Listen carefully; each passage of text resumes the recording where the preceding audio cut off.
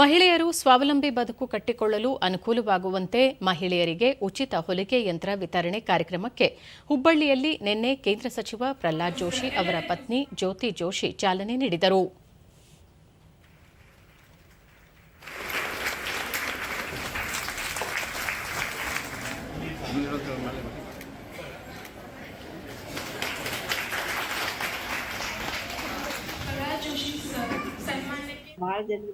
ಬಳಿಕ ಅವರು ಮಹಿಳೆಯರು ಸಮಾಜದ ಮುಖ್ಯವಾಹಿನಿಗೆ ಬರಲು ಮತ್ತು ಸ್ವಾವಲಂಬಿಯಾಗಿ ಬದುಕು ಕಟ್ಟಿಕೊಳ್ಳಲು ಸಹಕಾರಿಯಾಗಲಿದೆ. ಮಹಿಳೆಯರು ಹೆಚ್ಚು ವೃತ್ತಿ ಕೌಶಲ್ಯವನ್ನು ರೂಢಿಸಿಕೊಂಡು ಜೀವನದಲ್ಲಿ ಮುಂದೆ ಬರಬೇಕೆಂದು ಹೇಳಿದರು. ಹೆಣ್ಮಕ್ಳು ಸ್ವಾವಲಂಬಿ ಆಗಬೇಕು ಅನ್ನೋದು ಒಂದು ಉದ್ದೇಶ. ಈಗ ಇದರ ಉಪಯೋಗ ಭಾಳ ಮಂದಿ ತಗೊಳ್ಳಿ ಅಂತ. ಯಾಕಂದ್ರೆ ಈಗ ಹೊಲಿಗೆಗೆ ಎಷ್ಟು ಡಿಮಾಂಡ್ ಅದ ಅನ್ನೋದು ಎಲ್ಲರಿಗೂ ಗೊತ್ತದೆ. ಯಾಕಂದ್ರೆ ಒಂದ್ ಕಡೆ ಹೋದ್ರೆ 8-10 ಸಾವಿರ ರೂಪಾಯಿ ತಗೋತಾರೆ.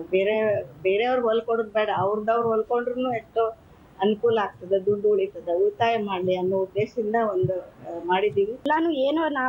ಫಲಾನುಭವಿ ಶಿಲ್ಪಾ, ಅವಕಾಶವಿಲ್ಲದೆ ಮನೆಯಲ್ಲೇ ಇರುವ ಮಹಿಳೆಯರಿಗೆ ಈ ರೀತಿಯ ಕಾರ್ಯಕ್ರಮಗಳು ಅನುಕೂಲವಾಗಲಿವೆ ಎಂದರು.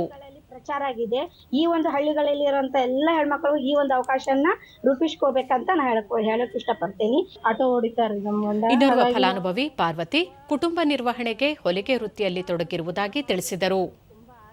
ಆದ್ರೆ ಯಾವ ತರ ಮಾಡ್ಬೇಕು, ಹಾಗಾಗಿ ನಾವು ಸ್ವತಂತ್ರವಾಗಿ ಬ್ಲೌಸ್ ಕಟ್ ಮಾಡಾಕನು ನಮಗ ಇದನ್ನಿಸ್ತು. ಆತರ ನಮ್ಗೆ ಎಲ್ಲಾದ್ರೂ ಒಂದು ಅವಕಾಶ ಸಿಕ್ಕರೆ ನಾವು ಹೋಗಬಹುದು ಅಂತ ಹೇಳಿ ನಾವು ಅಭಿಪ್ರಾಯ ಇಟ್ಕೊಂಡೇವೆ.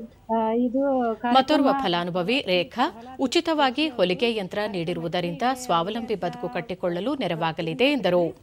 ಆ ತರ ಮಾಡಿದ್ದು ಇದು ನಮ್ಗೆಲ್ಲ ಅನುಕೂಲ ಆಗೈತ್ರಿ. ಇದೆಲ್ಲ ಸರಿ ಹೋಗೈತಿ. ನಮ್ಮ ಜೀವನಕ್ಕೂ ಆಧಾರ ಆಗೈತ್ರಿ. ನಮ್ ತರಾನು ಇನ್ನು ಫಲಾನುಭವಿ ರತ್ನ, ತರಬೇತಿ ಸಮಯದಲ್ಲಿ ಬಗೆ ಬಗೆಯ ವಿನ್ಯಾಸದ ಹೊಲಿಗೆ ಕಲಿತಿದ್ದು ಇದು ಸಹಕಾರಿಯಾಗಿದೆ ಎಂದು ತಿಳಿಸಿದರು. ಸಾದಾ ಬ್ಲೌಸು, ಕಟೋರಿ ಬ್ಲೌಸು, ಆಮೇಲೆ ಬೋಟ್ ನೆಕ್ಕು ಇವೆಲ್ಲ ಮೊದ್ಲು ಗೊತ್ತೇ ಇದ್ದಿದ್ದಿಲ್ಲ ನಂಗೆ. ಈಗೆಲ್ಲ ಕಲ್ತೇನ್ರಿ ನಾನು. ಈ ಒಂದು ಗ್ರಾಮೀಣ ವಿಕಾಸ ಭಾರತಿ ಗೌರಿಮಠ, ಹೊಲಿಗೆ ಯಂತ್ರ ನೀಡಿರುವುದರಿಂದ ಮಹಿಳೆಯರು ಸ್ವಉದ್ಯೋಗ ಕೈಗೊಳ್ಳಲು ಪೂರಕವಾಗಲಿದೆ ಎಂದು ಹೇಳಿದರು. ಉದ್ಯೋಗ ಅನ್ನೋದು ನಾವು ಎಷ್ಟೋ ಕಲಿತರೂ ಕೂಡ ಎಲ್ಲೆಲ್ಲೂ ಫೈಲ್ ಇಟ್ಕೊಂಡು ಅಲಿಯೋದಕ್ಕಿಂತ ಇಲ್ಲಿ ನಮ್ಮ ಸ್ವ ಉದ್ಯೋಗವನ್ನ ನಾವು ಮಾಡೋದಕ್ಕೆ ತುಂಬಾನೇ ಸಹಾಯಕಾರಿಯಾದಂತ ಒಂದು ಕಾರ್ಯಕ್ರಮ ಇದಾಗಿದೆ. ಮತ್ತೆ ಮಷಿನ್ ಕೂಡ ನಮ್ಗೆ ಉಚಿತವಾಗಿ ಕೊಡ್ತಾರೆ, ತರಬೇತಿ ಕೂಡ ಕೊಡಿಸ್ತಾರೆ, ಯಾವ ರೀತಿ ಅಂತ ಗೈಡೆನ್ಸ್ ಕೂಡ ಮಾಡ್ತಾರೆ. ತುಂಬಾನೇ ಹೆಲ್ಪ್ ಆಗಿರುವಂತ ಕಾರ್ಯಕ್ರಮ ಸರ್ ಇದು. ಎಲ್ಲಾ ಮಹಿಳೆಯರು ಕೂಡ ತುಂಬಾನೇ ಸರ್ನ ಮಾತ್ರ ತುಂಬಾ ನೆನೆಸ್ತಾರೆ ಸರ್.